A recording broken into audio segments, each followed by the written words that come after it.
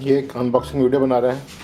मुझे लगा कि स्कोप थोड़ा अपग्रेड करते हैं, तो मुझे हॉक का स्कोप मिला 412 का। ये उसका वीडियो है।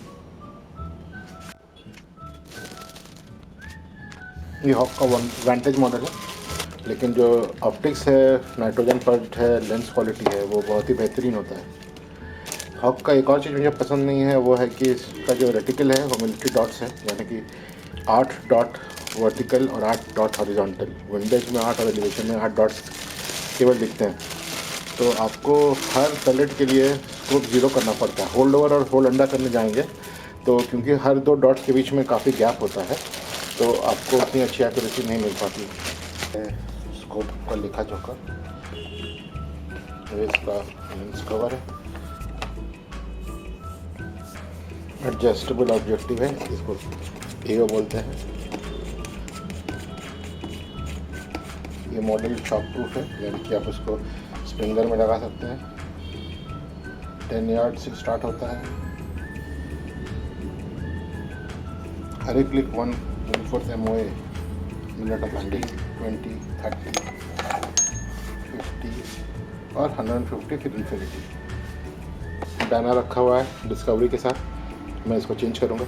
डिस्कवरी का स्कोप मैंने खोल रखा था, नाइट्रोजन पर्जिंग वगैरह इसका ख़त्म हो गया है और काफ़ी ब्लरी दिखता है, धुंधला दिखता है।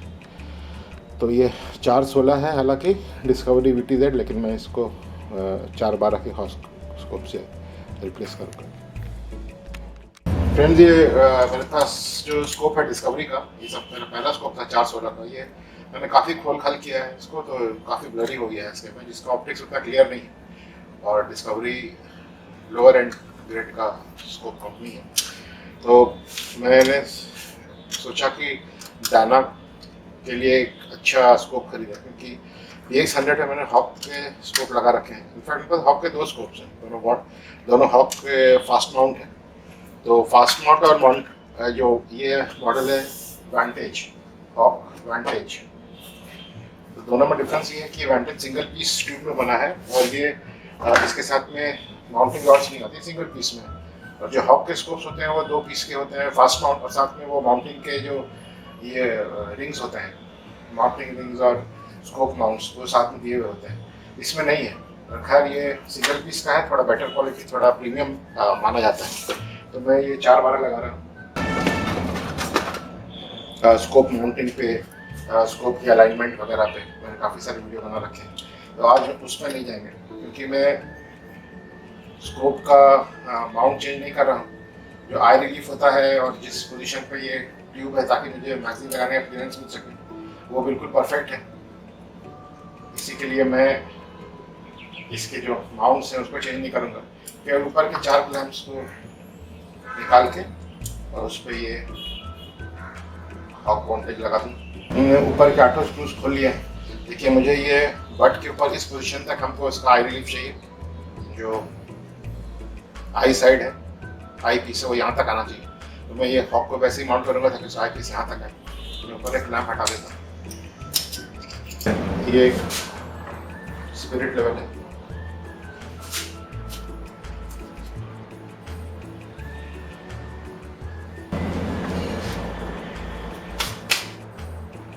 इस पोजीशन में लेवल है बिल्कुल।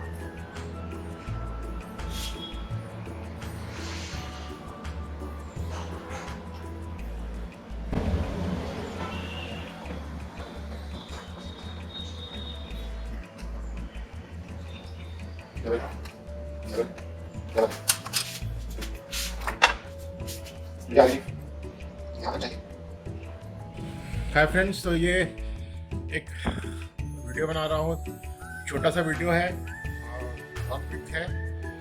ये बेसिकली मैंने एक नया स्कोप लिया था।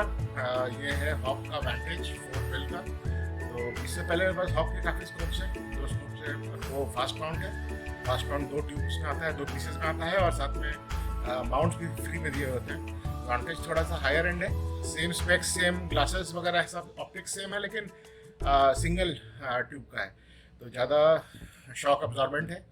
और ये 4/12 है, इसमें मिल डॉट है और MOA है, मतलब मिनट ऑफ एंगल। तो मैंने इसको HNN पे 0 कर लिया है करीब, 6 पैलेट लगे ज़ीरो करने में। और अब मैं उसको एग्जैक्ट JSB एग्जैक्ट डैब्लो 10.34 पे ज़ीरो करूँगा।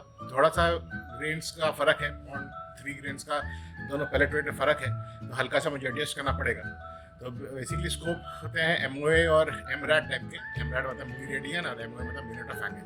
तो ये MOA वाला है जिसमें कि आप ज़्यादा प्रिसाइज होता है, ज़्यादा एक्यूरेट होता है, क्योंकि 100 यार्ड पे आप अगर एक क्लिक करते हैं तो 0.25 इंच, 1/4 इंच आपका रेटिकल मूव करता है।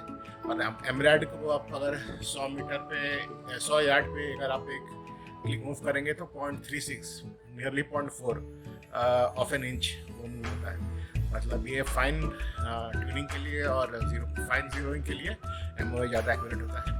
तो अगर 100 मीटर पे या 100 यार्ड पे अगर आप एक क्लिक पे 1/4 इंच घुमाते हैं, रेटिकल को मूव कराते हैं दाएं बाएं ऊपर नीचे, तो 1 इंच मूव कराने के लिए टारगेट, अगर आप पैलेट टारगेट से 1 इंच दूर लग रहा है तो आपको 4 क्लिक लगेगी। अभी मैं 25 यार्ड पे जूम कर रहा हूँ, ज़ीरो कर रहा हूँ, तो मुझे 1 इंच मूव कराने के लिए 4/4 यानी 16 क्लिक्स मूव करने पड़ेंगे।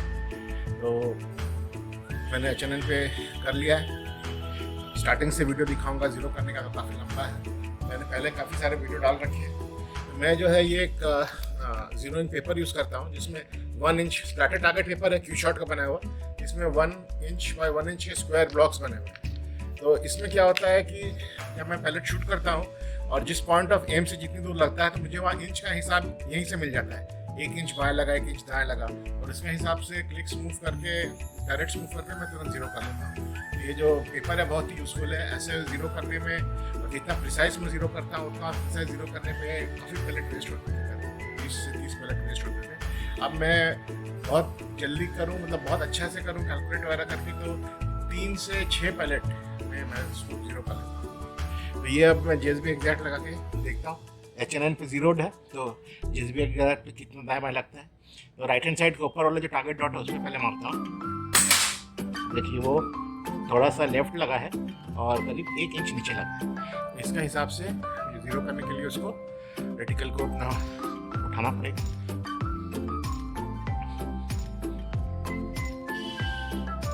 एक इंच है तो करीब 3, 4, 5, 6, 7, 10, 11, 12, 13, 14, 15, 16। मैं बहुत गिन के करूँगा क्योंकि मुझे वापस पोजीशन पे लाके HNN के लिए छोड़ना है।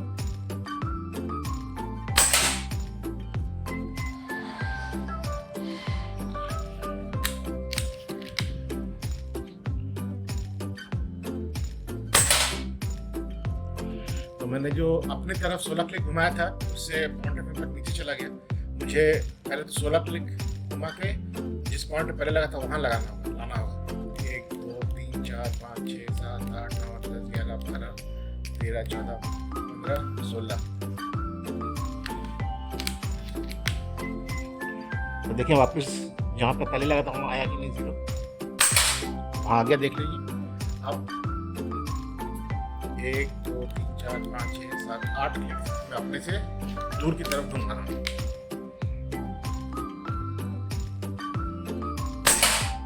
देखिए पॉइंट ऑफ इम्पैक्ट बढ़ा, 4 क्लिक और घुमाता हूँ अपने से दूर, 2, 3, 4 से 5 क्लिक घुमाएंगे।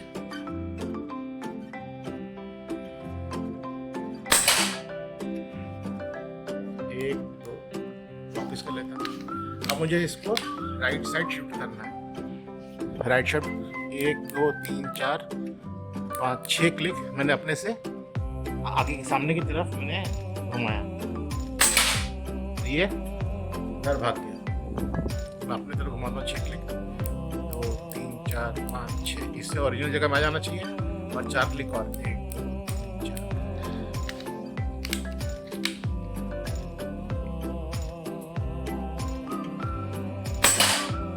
बुलसाई के लगभग नजदीक लगा। देखते टारगेट पे मारते हैं इस साइड वाले।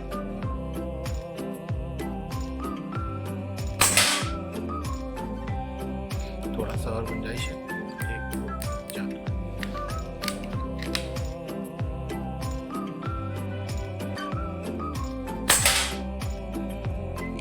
अब इससे ज़्यादा मैं नहीं करूँगा। फाइनल टेस्ट ये बुलसाई पर लग रहा है।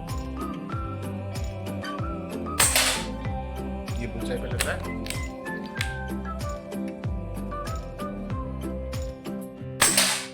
ये फ्लायर थे।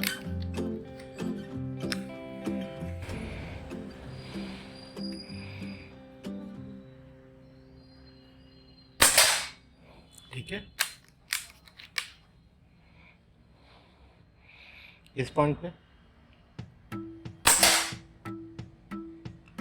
थोड़ा सा ऊपर भागिए।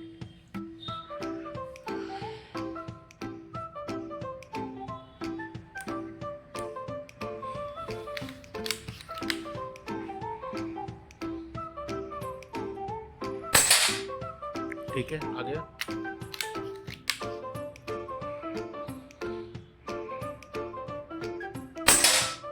बुलसाई।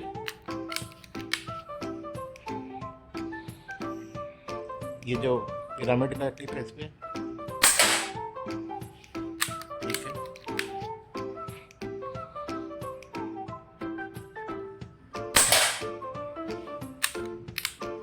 बॉक्स को क्लैरिटी और परफॉर्मेंस तो बहुत बड़ा है और डायना का एक्यूरेसी भी बहुत अच्छा है। आप देख सकते हैं कैसे मैंने 4 मिनट में ट्यून कर लिया और आप लोग इस तरह से ट्यून कर सकते हैं। तभी ये जो डायना है ये GSB पे ट्यून्ड है। तो अगली बार अगर मैं इस पे HN बैराकूडा चलाऊंगा तो मुझे इसको वापस से उस पर 0 करना पड़ेगा।